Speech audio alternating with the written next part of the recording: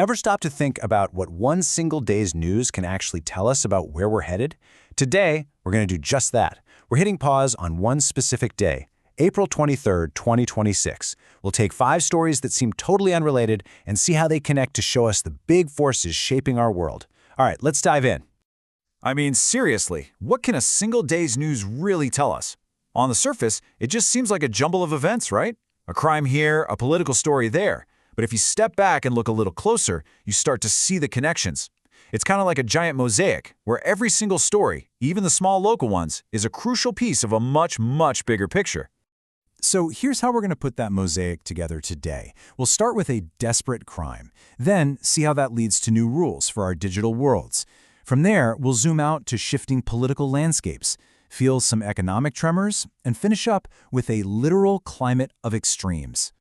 Okay, so our day starts with a really tragic story coming out of Delhi. And on the surface, it's a brutal crime. But when you dig just a little deeper, it reveals so much about the pressures of our modern lives. And it all revolves around this one number, 7 lakh rupees. That was the amount of debt the accused had apparently gotten himself into. But how he got into that debt? Well, that's what makes this story so uniquely a sign of our times. And here we have it, straight from police officials. The crime was driven by financial distress from online gambling losses. So this wasn't just a simple robbery. No, this was an act of pure desperation that started in a virtual world but ended with devastatingly real and fatal consequences. The investigation laid out just a grim and calculated sequence of events. It starts with a confrontation, then a fatal assault. And there's even this chilling detail about an attempt to use the victim's own thumbprint to get into the locker. Every single step just screams desperation.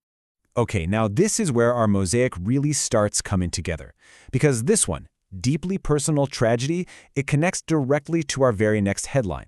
On the exact same day, the government rolled out a major plan to regulate the very same kind of digital world that fueled this crime.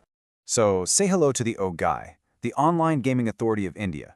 This is the heart of the new government framework. Think of it as the new sheriff in town for the online gaming world, designed to bring some much-needed order and oversight to this huge and, let's be honest, sometimes dangerous industry. And believe me, this new authority has some serious teeth. It's not just for show. They'll have the power to classify games, issue binding orders to platforms, hear user complaints, and even slap companies with penalties if they don't comply. They're also forcing safety features like age verification. Essentially, the government is finally stepping into a space that for a long time was kind of the Wild West. All right, let's pivot from the digital world to the physical halls of power. Because on this very same day, something else huge was happening. A shift that could literally reshape who represents the people of India. Yeah, check out this number. The proposal on the table was to increase the number of seats in the Lok Sabha, that's the lower house of parliament, from 543 all the way up to 850. And this is way more than just adding more chairs to the room. This is a fundamental move to rebalance political power in the country.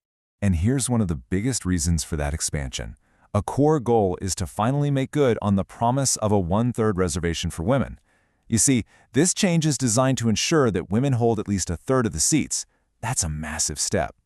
And this idea isn't coming out of nowhere. It's all about putting the Nari Shakti Vandan Adhiniyam, that landmark Women's Reservation Act from 2023, into action. So think of these new bills as the engine that's finally supposed to turn that promise into reality.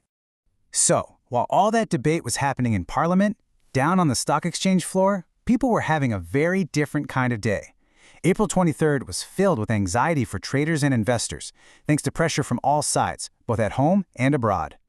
I mean, just look at this. The BSE Sensex, one of the main indicators for the Indian market, took a nosedive. It dropped over 850 points.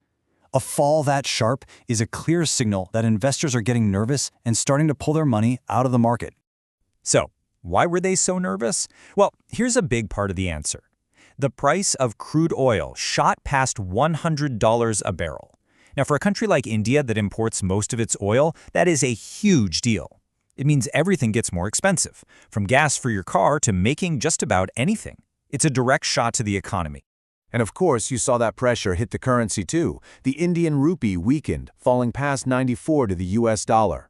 So you've got this triple whammy, right? Stocks are down, oil is up, and the currency is weaker. It's the perfect storm for a day of economic jitters. All right, for our last piece of the puzzle for April 23rd, let's talk about the weather.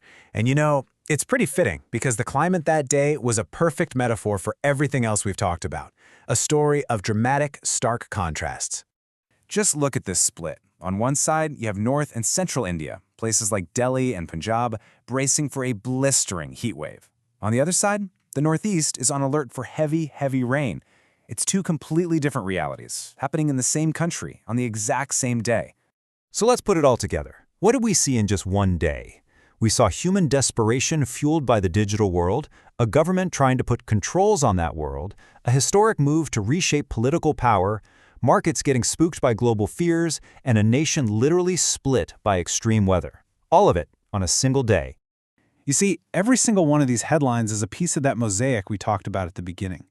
And it really leaves you with a big question, doesn't it? With so much information coming at us constantly, every single day, how do we learn to see the pattern? How do we figure out what it's all really trying to tell us? Something to think about. Thanks for joining me.